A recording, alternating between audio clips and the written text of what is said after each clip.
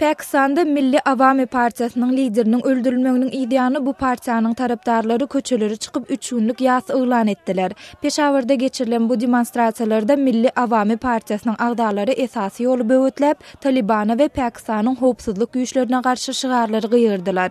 Gürüňki diýen partiýanyň liderleri 23-nji noýabrda amalaşyrylan öldürmeleri protest etmek üçin tutuş ýurtda ýürüýüşleri geçirjekdiklerini aýtdylar. Täjikistanyň Suwut welaýatynyň jurnalistleri eden işler üçin pul sowady gowşuruldy.